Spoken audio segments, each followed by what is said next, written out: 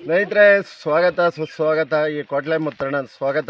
ಇವತ್ತಿನ ವಿಷಯ ವಿಜಯ್ ಅವರು ಒಂದು ತಿಂಗಳ ಹಿಂದೆ ಸಡನ್ನಾಗಿ ಫಿಲಮಲ್ಲಿ ಯಾವ ರೀತಿ ಬರ್ತಾರೋ ಆ ರೀತಿ ಒಂದು ಘಟನೆ ನಡೆದಿದೆ. ಹೊಸದೊಂದು ಟೈಮ್ ಉದ್ಭವ ಆಗಿದೆ ಅಂತ ಹೇಳೋಕ್ಕೆ ತುಂಬ ಖುಷಿಯಾಗುತ್ತೆ.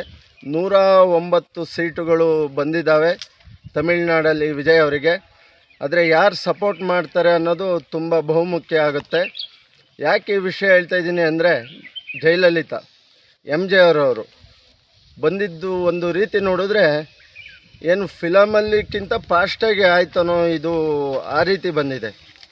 ಯಾಕೆಂದರೆ ಬಂದರು, ಘೋಷಣೆ ಮಾಡಿದ್ರು 1-2 ತಿಂಗಳ ಹಿಂದೆ. ತಯಾರಿ ತುಂಬ ಇರುತ್ತೆ ವಿಜಯ್ ಅವ್ರದ್ದು, ಆದರೂ 1-2 ತಿಂಗಳ ಹಿಂದೆ ಬಂದು ಘೋಷಣೆ ಮಾಡಿದ್ರು. ಘೋಷಣೆ ಮಾಡಿದ ತಕ್ಷಣ ಅವರು ತುಂಬ ಅವ್ರದ್ದು ಒಂದು ಕಾಲು ತುಳಿತ ಆಯಿತು. 5 ಜನ ಅವ್ರ ಮೇಲೆ ಅವರೇ ಮಾಡಿದ್ರು ಅನ್ನೋ ರೀತಿ ಅವ್ರ ಮೇಲೆ ಅಪವಾದ ಬಂತು. ಮತ್ತು ಅವರ ಪತ್ನಿಯವರು ಡಿವೋರ್ಸ್ ಕೊಟ್ಟರು.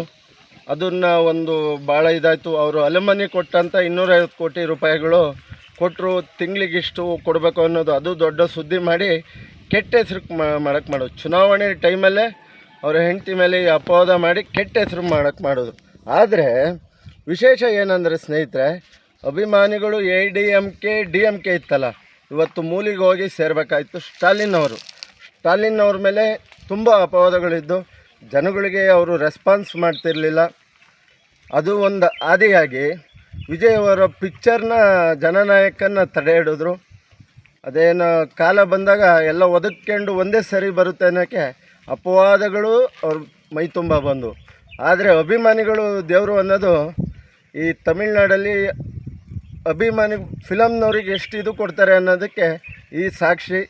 ಜಯಲಲಿತಾ MJ ಅವರು ಆದಮೇಲೆ ಇವತ್ತು ವಿಜಯ್ ಅವರು ಒಂದು ಏನಂತಾರೆ ಟೈಮು ಅವ್ರಿಗೆ ಬಂದಿದೆ. ಅದೇ ರೀತಿ ಫಿಲ್ಮಲ್ಲಿ ಆಗೋ ರೀತಿಯೇ ಆಗಿ ಇವತ್ತು 109 ಸೀಟ್ ಗೆದ್ದಿದ್ದಾರೆ. CM ಅವರೇ ಆಗೋದು ಖಂಡಿತ, ಅದರಲ್ಲೇನಿಲ್ಲ. ಕಾಂಗ್ರೆಸ್ಸು ಮತ್ತು ಇನ್ನೊಂದು ಯಾವುದೋ ಪಕ್ಷ ಬೆಂಬಲ ಕೊಡ್ತೀವಿ ಅಂತ ಘೋಷಣೆ ಮಾಡಿದ್ದಾರೆ. ನಂಬರ್ 1 ಸ್ಥಾನದಲ್ಲಿ ಅವರು ಇರೋದ್ರಿಂದ ಹಾಗಾಗಿ ಅವರೇ CM ಆಗ್ತಾರೆ ಅನಿಸುತ್ತೆ. ಆಗಲಿ, ಜನಗಳಿಗೆ ಒಳ್ಳೆ ಕೆಲಸಗಳು ಕೊಡಲಿ, ಫ್ರೀ ಘೋಷಣೆಗಳು ಮಾಡಿದ್ದಾರೆ. ನಾನು ಕೇಳೋದು ಒಳ್ಳೆ ಶಿಕ್ಷಣ, ಉತ್ತಮವಾದ ಹಾಸ್ಪಿಟ್ಲು.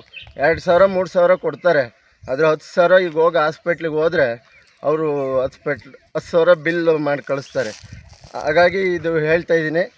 ವಿಜಯ್ ಅವರು ಈಗ CM ಆಗ್ತಾಯಿದ್ದಾರೆ. ಮುಂದೆ ಯಾರ್ಯಾರು ನೋಡೋಣ. ಯಾರು ಆಟೋ ಓಡಿಸೋ ಡ್ರೈವರಿಗೆ ಕೊಟ್ಟಿದ್ರು, ಯಾರು ಮಾಮೂಲಿ ಕೂಲಿ ಕಾರ್ಮಿಕರಿಗೆ ಕೊಟ್ಟಿದ್ರು, ಅವರ ಡ್ರೈವರ್ ಯಾರಿದ್ರಲ್ಲ ಅವ್ರಿಗೆ ಕೊಟ್ಟಿದ್ರಲ್ಲ, ಅವರಿಗೂ ಆದಿ ಸಮೇತವಾಗಿ ಇವತ್ತು ಗೆದ್ದಿದ್ದಾರೆ, ಬಂದಿದ್ದಾರೆ ಅಂತ ಹೇಳ್ಬೋದು. ಒಳ್ಳೆ ಕೆಲಸಗಳು ಮಾಡಲಿ, ಉತ್ತಮವಾದ ಕೆಲಸ ಮಾಡಲಿ. ಇನ್ನೊಂದು ವಿಶೇಷ ಏನಂದರೆ, ಪ್ರಮಾಣ ವಚನ ಯಾವತ್ತು ಸ್ವೀಕಾರ ಮಾಡ್ತಾರೆ ಅಂತ ಒಂದು ಚಿಕ್ಕ ಮಾಹಿತಿ ಬಂತು. ತ್ರಿಷಾ ಕೃಷ್ಣನ್ ಅವರ ಹುಟ್ಟಿದ ಹಬ್ಬದ ದಿನ ಪ್ರಮಾಣ ವಚನ ಸ್ವೀಕಾರ ಮಾಡ್ತಾರೆ ಅಂತ ಬಂದಿದೆ. ನೋಡೋಣ ಮುಂದೆ ಏನಾಗುತ್ತೆ. ತಿಳಿದಂತೆ 1-2 ಮಾತು ಹೇಳಿದ್ದೀನಿ. ತಪ್ಪಿದ್ದರೆ ದಯವಿಟ್ಟು ನಿಮ್ಮ ಮನೆ ಮಗ ಅಂತ ತಿಳಿದು, ಏನೇ ನನ್ನಲ್ಲಿ ತಪ್ಪಿದ್ರೂ ಕ್ಷಮಿಸಿ. ಯಾವುದೇ ಪಕ್ಷದ ಪರವಾಗಲ್ಲ, ಯಾವುದೇ ವ್ಯಕ್ತಿಯ ಪರವಾಗಲ್ಲ. ಇದು ಸಮಾಜಕ್ಕೆ ಒಂದು ಉತ್ತಮ ಸಂದೇಶಕ್ಕಾಗಿ. ರಾಯರಿದ್ದಾರೆ. ದಯವಿಟ್ಟು ಸಬ್ಸ್ಕ್ರೈಬ್ ಮಾಡಿ, ಕಮೆಂಟ್ ಮಾಡಿ.